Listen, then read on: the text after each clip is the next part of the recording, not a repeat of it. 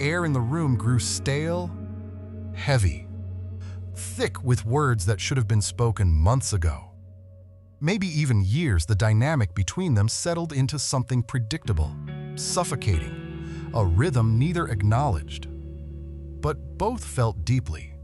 One had given endlessly, tirelessly, pouring themselves out like water from a pitcher that never seemed to empty until it did. The other had taken effortlessly, blindly, not out of malice necessarily, just habit, comfort, the simple assumption that the water would always be there. The concept of vanishing hadn't entered the mind of the one leaving, yet not consciously, but the foundation had already been laid, brick by brick, slight by slight. Every ignored text, every half-hearted response, and every time excitement was met with indifference. The decision to disappear wasn't made in the heat of an argument. There was no dramatic gesture, no slammed door, no shouted ultimatum. It was silent, calculated. A severance performed with surgical precision. The connection wasn't cut with a knife, it was suffocated, like a candle deprived of oxygen. One moment, the flame is there, small but alive. The next, just smoke. One moment, the presence is a constant, reliable hum in the background of a life. The next, only the ghost of that hum lingers. The world didn't stop turning when the figure vanished. The sun still rose. Traffic crawled. Coffee brewed. But for the one left behind, the axis of their reality tilted, violently, irrevocably, and they didn't even feel it happen. At first, the first stage arrived with the blunt force of a physical blow. It wasn't a slap. Slaps sting but fade. This was a punch to the solar plexus, the kind that knocks the wind out of you and leaves you doubled over, gasping, wondering what just happened. The sting of rejection. The expectation had been etched into the mind of the one left behind, carved in stone. They believed the other would always remain, not because of love or commitment, but simply because, why wouldn't they? They had viewed the relationship not as a living entity requiring nourishment, but as a piece of furniture, permanent, sturdy, always there when needed. You don't worry about your couch leaving you. So when the realization finally dawned, when the calls went unanswered, and the texts remained grayed out and unread, the shock was palpable. It started small. 1 missed call. No big deal. Still fine. 3. Okay, that's weird. A text message. Hey, you okay? Nothing. Another. Just checking in. Silence. The gray checkmarks sat there, mocking them. Ride receipts were turned off. That was when the panic started to creep in. That cold prickle at the base of the spine. This wasn't a busy day or a forgotten phone. This was deliberate. The realization hit like a freight train. They'd been ghosted? No, not them. That happens to other people, weak people. But the evidence was undeniable. They checked every platform: Instagram, Twitter, Snapchat, Facebook, WhatsApp. Nothing. No story updates. No posts. No activity. It was like the person had evaporated. The worst part was that the profile was still there. They hadn't been blocked. They could still see the profile picture. That face they knew so well, staring back at them from the screen. But the person behind it? Gone. The rejection wasn't merely a social slight. It was deeper, personal, a laceration that cut right down to the bone. For the first time, the one remaining understood that they did not hold the reins. They had assumed control, the power to dictate the terms of engagement. They decided when to respond, when to show up, how much effort to give. They were the prize. The other person should have been grateful just to be in their orbit. But the silence that greeted them now was deafening in its defiance. It said, "You don't matter." It said, "You are not the center of my universe." It said, "I can survive without you." Roo. And that was unbearable. They had taken the love offered to them as a birthright, assuming that crumbs were sufficient payment for a feast, a half-hearted hey at 2 a.m. When they were bored, a like on a photo, a lazy emoji response, that was enough, right? Wrong. Staring at the empty screen, the bitter irony settled in the pit of their stomach like a stone. They had thought they were the one doing the favor just by being there. But the truth was, they'd just been evicted from the only home that ever mattered. The panic began as a cold prickle at the base of the spine. Then it spread to the chest, the throat, the fingertips. They were free-falling without a parachute, and the ground was rushing up to meet them. The shock doesn't last forever. The human body won't allow it. The nervous system can only stay in crisis mode for so long before it exhausts itself. But what comes next?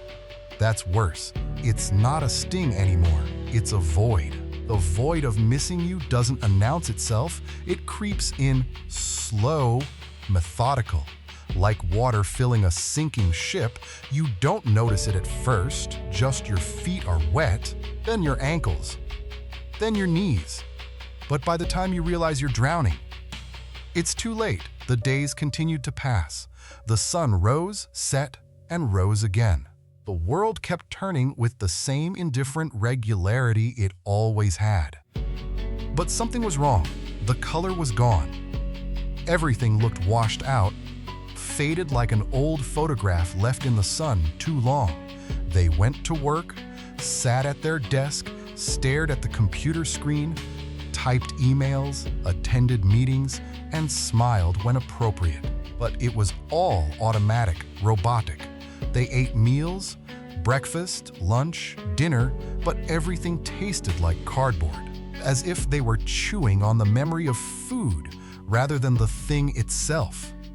Every action carried a heavy weight of absence. It wasn't loud. It didn't scream. It just sat there, in the passenger seat of their car, at the dinner table across from them. In the empty space on the other side of the bed, they were a ghost now, haunting their own life. They realized, with a dawning horror that made their hands shake, that the missing person hadn't just been a participant in their life. They'd been the source of meaning within it, the axis around which everything else revolved. They didn't realize it at the time, of course. When you're standing in the light, you don't think about the light. You just exist in it. But now, standing in the dark, they finally understood what that light had been doing. The laughter that used to come easily now felt forced, brittle, like glass that might shatter if they pressed too hard. The silence in the apartment was no longer peaceful. It was accusatory. Every creak of the floorboards, every hum of the refrigerator, every distant siren. All of it just reminded them of the sound that was missing. That voice, that laugh, that specific way they said their name, gone. They had convinced themselves that if the other person left, they would simply move on. They thought the void would be easily filled. There were plenty of fish in the sea, right? But they were wrong. The void wasn't a space to be filled. It was a wound, dark and open, the kind of wound that won't scab over because you keep picking at it in the middle of the night when you can't sleep. They tried to distract themselves. They threw themselves into work, went to the gym, picked up old hobbies, and started new ones. They swiped through dating apps with a mechanical detachment. Right, left, right. Faces blurred together. They went on dates, sitting across from strangers in dimly lit restaurants, trying to summon enthusiasm, trying to feel something. But it was like trying to quench a thirst with salt water. The more they drank, the thirstier they became. Every new face just reminded them of the one face they wanted to see. Every conversation felt hollow, because it wasn't the conversation they wanted to be having. The irony was lost on them in that moment. They had spent so long taking the presents for granted, dismissing the little things, the inside jokes no one else would understand. The way they could communicate entire paragraphs with just a look, the quiet understanding that came from truly knowing someone, the effortless support, the "I'm proud of you" texts, the "I saw this and thought of you" messages, all of it gone. And now, those were the very things they craved with an intensity that frightened them. They would lie awake at 3 a.m., staring at the ceiling, their mind replaying moments. That time they laughed so hard they cried over something stupid. That time they stayed up all night talking about nothing and everything. That time they felt sick and the other person showed up with soup and terrible movies and just stayed. All those moments they'd been physically present for but emotionally checked out of. All those moments they'd scrolled through their phone during, taking for granted because they assumed there would be infinite more. The realization hit like a wave. There wouldn't be more, the well had run dry.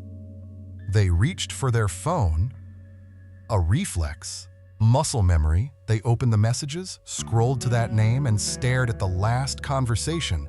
Their own words stared back. One-word responses. Cool, busy. And below that, the other person's words, full sentences, questions, excitement, effort, an asymmetry so obvious it was painful. How had they not seen it? They started typing. I miss. Derated it. Can we?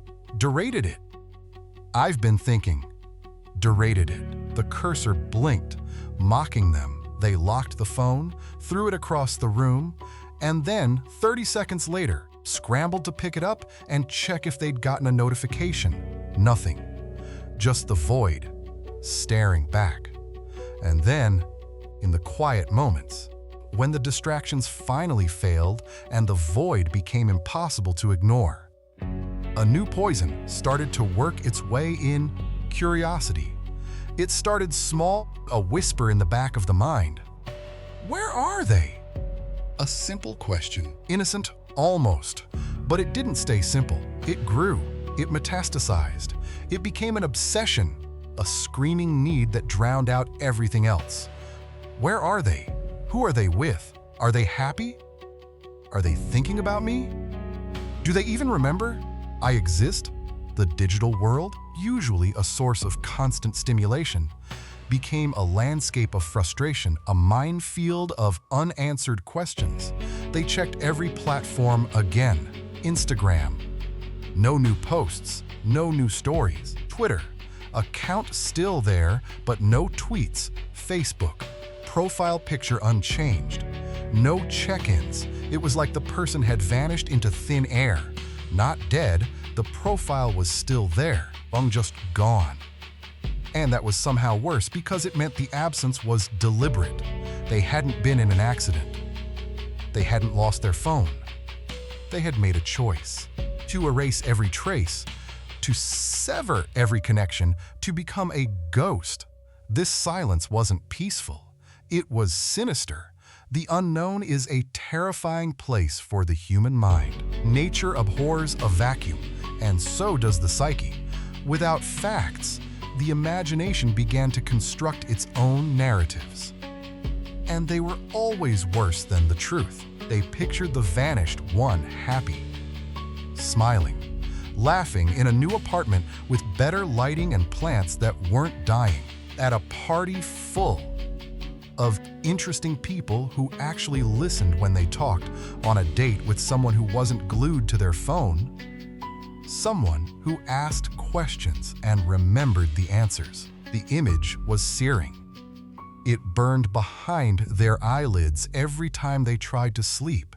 They became desperate for a glimpse, a single pixel of data that could give them a sense of control. Just one photo, one status update, one emoji reaction to someone else's post. Anything. They created fake accounts, burner profiles with generic names and stock photos.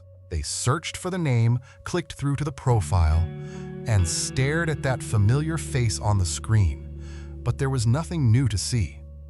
The profile was a museum, frozen in time. They reached out to mutual friends, trying to sound casual and breezy while their heart hammered against their ribs. "Hey, have you heard from them lately?" "Oh, no reason. Just wondering." "Really? That's weird. Yeah, I'm sure they're fine." But the answers never came. Or worse, the answers were vague. "Yeah, I think they're doing well. They seem good. Asterisk.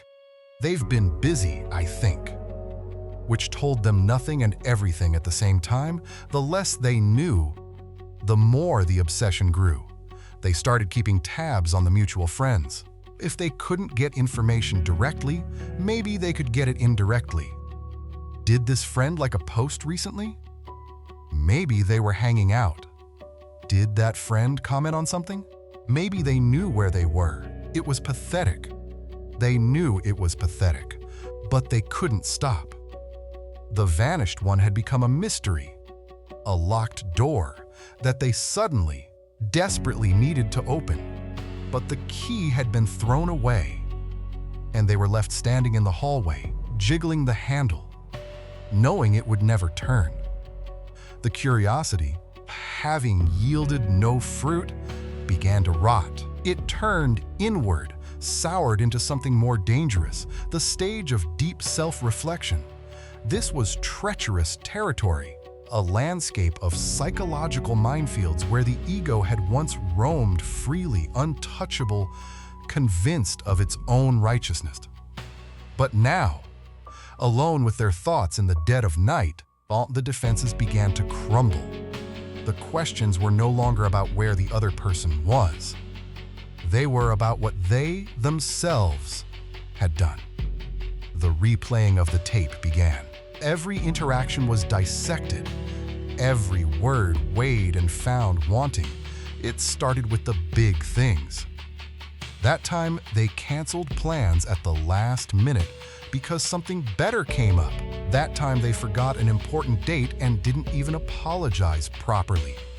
That time, they got drunk and said something cruel, then brushed it off the next day like it was nothing. But then it moved to the smaller things. And those were worse because they revealed a pattern, the texts they'd ignored. Not all of them, just most of them. The calls they'd screened because they weren't in the mood. The times they'd said, "I'm listening," while scrolling through their phone. They remembered the times the other person had been excited about something, a new job, a creative project, a small victory, and they'd responded with a distracted, "That's cool," before changing the subject to themselves. They realized all the times they had made the other person feel small, unimportant, optional, a convenience rather than a priority. One memory in particular played on a loop in their mind. The other person had come over. Excited, practically vibrating with it. "I have something to tell you." And they'd barely looked up from their phone. "Yeah? What's up?" Not even a question, just a statement. Flat, disinterested. The other person had deflated visibly, the light going out of their eyes. Never mind, it's not important. And they just let it go. They didn't press, didn't ask. They just went back to scrolling. That memory made them physically sick now. What had been so important on their phone? A Twitter argument with a stranger? An Instagram story that would be forgotten in 24 hours? They couldn't even remember, but they remembered the look on the other person's face. Regret is a bitter pill, especially when swallowed dry. No water to wash it down, no comfort to soften the edges, just the raw, choking reality of it. They had made mistakes, real mistakes, Not the kind you could laugh off or rationalize away. The kind that cost you everything. The realization didn't come as a flash of lightning. It was a slow, suffocating dawn. The kind where the light creeps in gradually and you can't pinpoint the exact moment day began. But suddenly you're staring at the sun and it's burning your retinas. They had pushed away the one person who had truly seen them, who had truly cared. Not the version of them they projected to the world, the curated highlight reel, the confident, unbothered, always buzzy persona. But the real them, the messy, insecure, flawed human underneath. And that person had looked at all of that and stayed until they couldn't anymore. The irony was suffocating. They had treated a precious gem like common glass, tossed it around carelessly, left it on the counter, forgot it existed. And now that it was gone, they were finally seeing its true value reflected in the emptiness of their own hands. There was no one to blame now, no one to argue with. The vanished one wasn't there to defend themselves, to accept an apology, or to offer absolution. The only audience for this confession was the mirror, and the reflection staring back was guilty. They wished they could turn back time, to unsay the cruel words, to unignore the important moments, to appreciate the love that had been offered so freely, so generously, without condition or expectation. But time is a one-way street, and they were driving in the wrong direction, no U-turns allowed. Something snapped in the silence of the self-reflection. The introspection, painful as it was, eventually reached a tipping point. It transformed from a passive torment into an active need, the urge to pursue. The tables had turned in a way the universe rarely permits. The chaser had become the chased. But the chase was happening in a vacuum. They were running towards something that was no longer there, chasing a shadow. The overwhelming desire to fix it, to reach out, to hear that voice, became the only thing that mattered. Logic was discarded. Pride was swallowed. They didn't care anymore about looking desperate, about losing face, about maintaining the upper hand. They just wanted them back.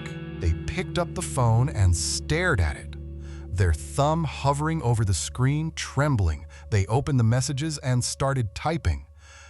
"I've been thinking about you." They stared at it. It looked pathetic. They deleted it. They tried again. "I know I messed up. Can we talk?" Too direct, too needy. Deleted. "Hey." Too casual, like nothing happened. Deleted. They tried a different approach. They went to Instagram, scrolled back through the vanished one's photos, and found one from 6 months ago. They liked it. Waited. Nothing. They tried again. They found another photo, this one from a year ago, and left a comment. "Miss this." They hit send before they could second-guess it, then refreshed the page obsessively for the next hour. No response, no like, nothing. They were shouting into the void, and the void was not shouting back. They tried other tactics. They posted a photo of themselves, looking good, styled deliberately, filtered carefully, catadite. New beginnings. It was bait, a lure, a message meant for an audience of one. They watched the likes roll in. Friends, acquaintances, strangers, but not the one that mattered. They posted a song lyric, something melancholy about regret and missing someone. Vague enough to have plausible deniability, specific enough that the intended recipient would know. Still nothing. They even considered the nuclear option, showing up unannounced, at their apartment, their workplace, their favorite coffee shop. "I just happened to be in the neighborhood." The lie tasted bitter even in imagination, but they were desperate enough to consider it. They drafted a long email, pages and pages of explanation, apology, confession, Every mistake cataloged, every regret laid bare. I know I don't deserve another chance, but they read it over. It was pathetic, groveling, but it was honest. They hovered over the send button, finger shaking, and then they didn't send it because deep down, beneath the desperation and the panic, they knew that the silence wasn't an accident, it was a statement, and no amount of words would change it. The desperation was exhausting. You can't maintain that level of emotional intensity indefinitely. The body rebels, the mind short-circuits, so a strange, volatile oscillation began. The battle between relief and regret. A psychological seesaw that threatened to snap them in half. In some moments, usually in the bright light of day, when they were distracted by work or friends or the simple mechanics of being alive, they felt a fleeting sense of relief. They told themselves they were free. No more obligations, no more expectations, no more worrying about someone else's feelings or needs. They could do whatever they wanted, go wherever they wanted, see whoever they wanted. The world was open. They tried to embrace it. They went out, hit the bars, the clubs, the parties. They laughed too loud, drank too much. They swiped through dating apps with a mechanical fervor and went on dates with people whose names they forgot before the check arrived. They told themselves this was what they wanted: the single life, the freedom, the lack of attachment. They posted photos, stories, and check-ins. Look how fun my life is. Look how happy I am. Look how much I'm not thinking about you. But the relief was a mirage, a pool of water in a desert that evaporated the moment they got close.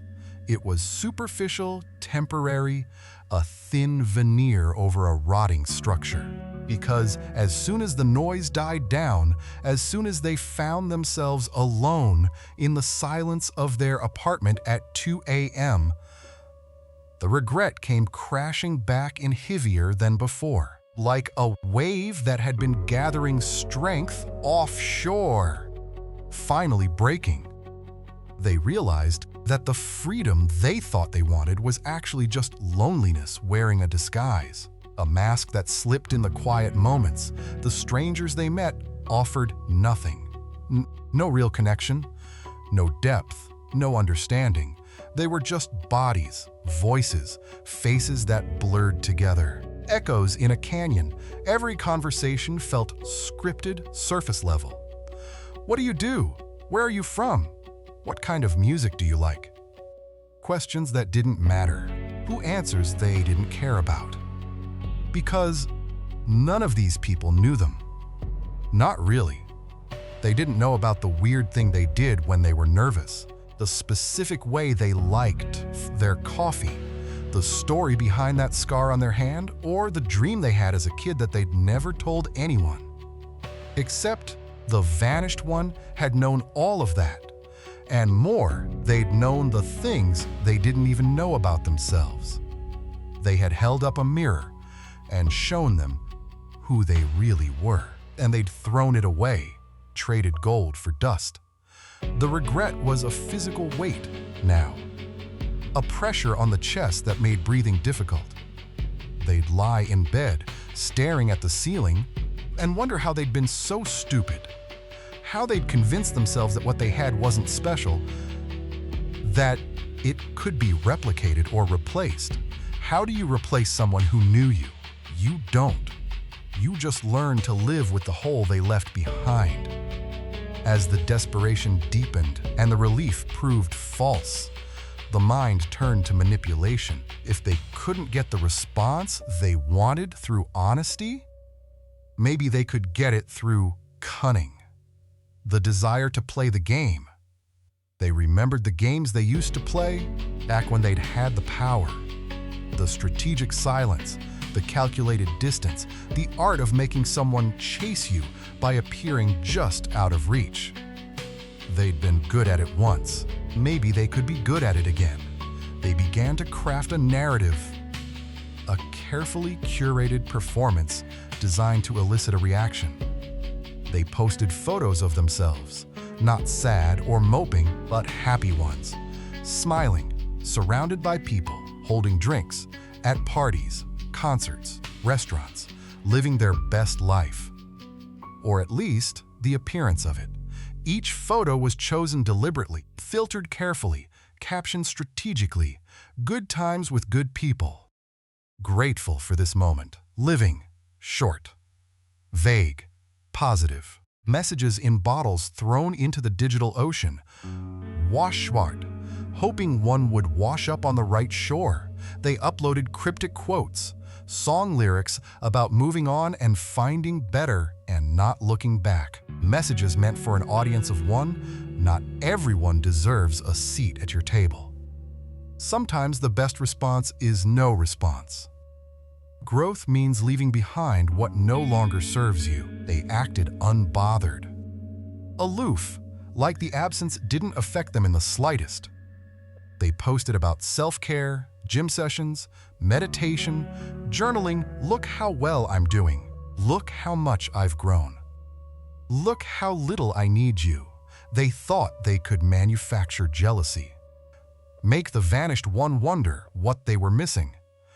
Make them regret their decision. Make them come back. They even went so far as to post photos with other people. Ambiguous photos. A hand on a shoulder, a laugh captured mid-moment, a candid shot that could be interpreted as something. Let them wonder. Let them feel what I felt, but it was all a facade.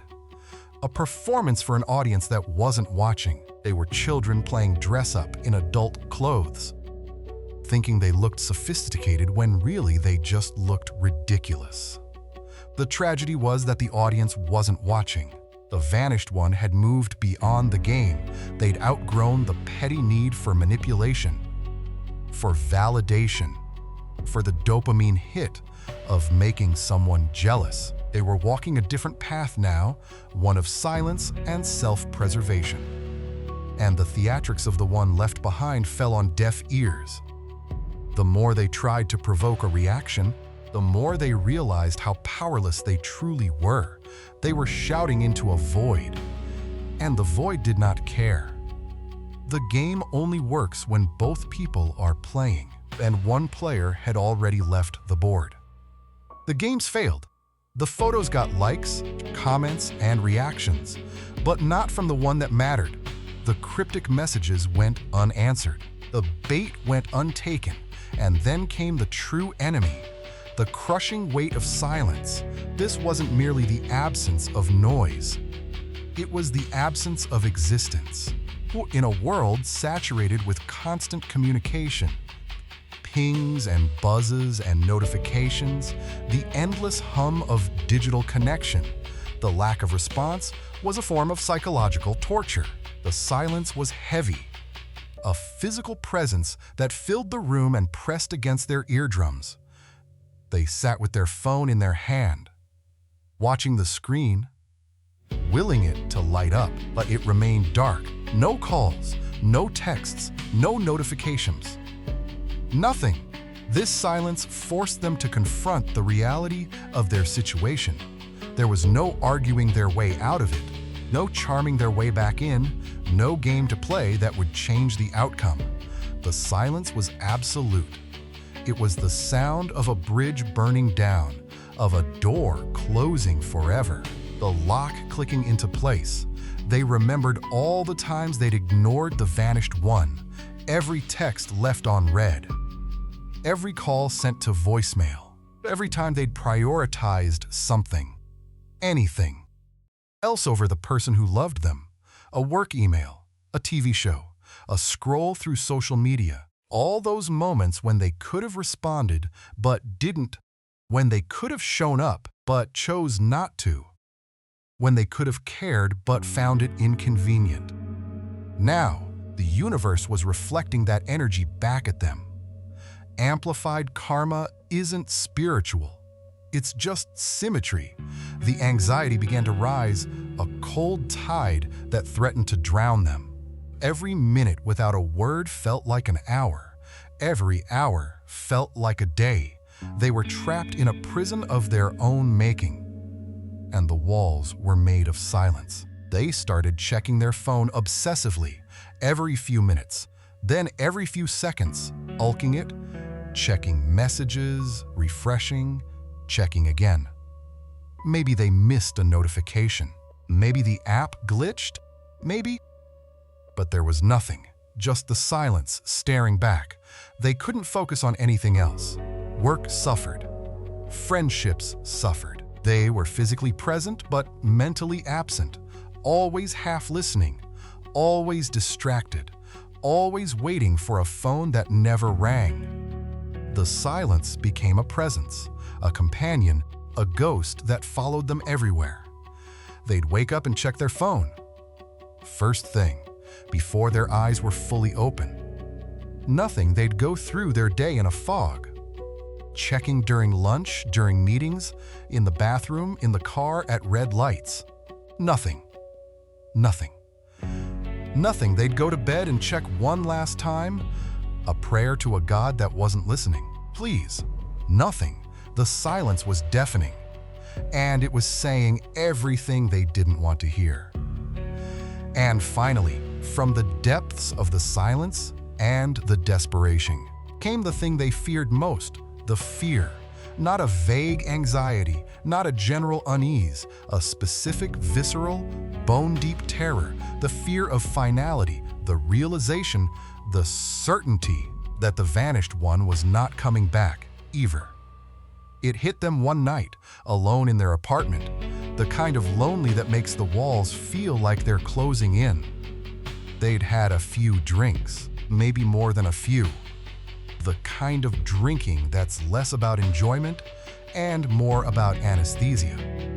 And suddenly, with the awful clarity that sometimes comes with alcohol, they saw it, the future, their future. Without them, they visualized it vividly, painfully, the vanished one with someone else, someone better, someone who listened, who appreciated, who didn't take them for granted. They saw them laughing, that specific laugh, the one they knew so well. But it wasn't directed at them anymore. It was for someone else. They saw them happy, genuinely, deeply happy. The kind of happiness they'd never been able to give them because they'd been too busy, too distracted, too selfish. They saw them in love, real love, reciprocal love, kind where both people show up, where both people try, and it made them physically ill. They barely made it to the bathroom before throwing up. The jealousy was no longer a game, wasn't a strategic emotion they could weaponize. It was a visceral pain in their gut, a sickness that spread through their entire body. The panic was absolute. They weren't worried about playing it cool anymore, about maintaining their dignity or their ego. They were terrified, terrified of losing the best thing that had ever happened to them.